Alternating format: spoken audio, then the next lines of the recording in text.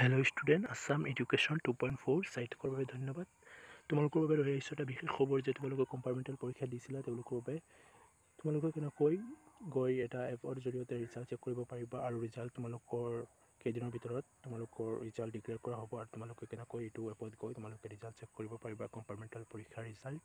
আৰু তোমালোকৰ কম্পাৰ্টমেণ্টৰ ৰিজাল্টৰ যিহেতু সময় আৰু বেছি দিন নাই, ৰিজাল্ট তোমালোকৰ দিয়া হ'ব আৰু এটা এপৰ জৰিয়তে তোমালোকে আগতীয়াকৈ গম পাবা কেনেকৈ ৰিজাল্ট। তোমালোকে প্ৰথমত তোমালোক গুগল প্লে ষ্টৰত যাবা। গুগল প্লে ষ্টৰত গৈ ৰিজাল্ট বুলি মাৰিবা।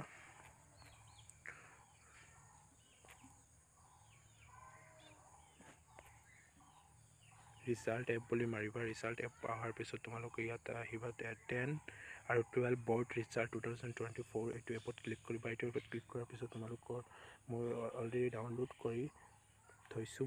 মই এতিয়া অপেন ক্লিক কৰিছোঁ। তোমালোকে ডাউনলোড কৰি অপেনত ক্লিক কৰিবা। অপেনত ক্লিক কৰাৰ পাছত তেনেকৈ তোমালোকৰ সন্মুখত লোডিং হ'ব।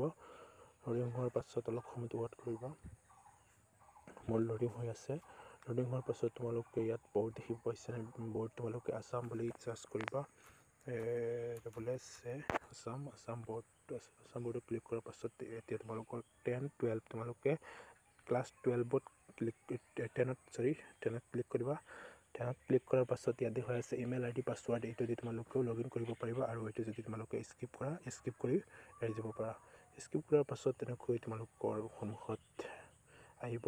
তাৰপিছত তোমালোকে ইয়ৰ ৰিজাল্ট 10 ৰিজাল্ট 2024 এইটো ক্লিক কৰিবা। এইটো ক্লিক কৰাৰ পাছত তোমালোকে অলপ সময় ৱেইট কৰিবা। এটা এড আহিছে। এডটো ক্ল'জ কৰাৰ পাছত তোমালোকে এনেকৈ আহি যাব। অহাৰ পিছত তোমালোকে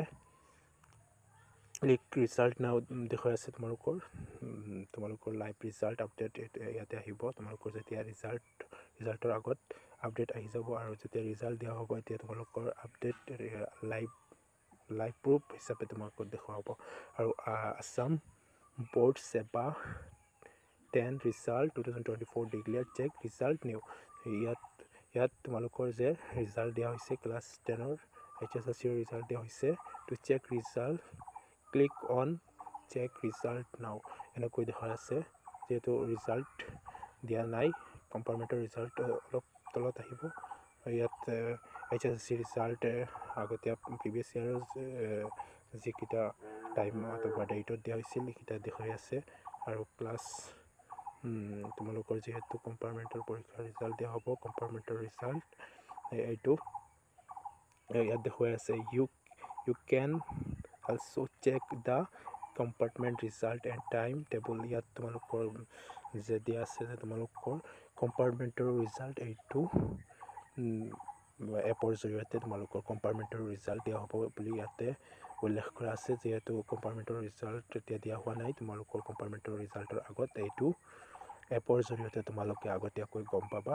আৰু তোমালোকৰ কম্পাৰ্টমেণ্টৰ ৰিজাল্টৰ বিষয়টো মই পিছত আৰু এটা তোমালোকক ভিডিঅ' আপলোড কৰি দিম কেনেকৈ চেক কৰিব ৰিজাল্ট এইটোৰ বিষয়ে।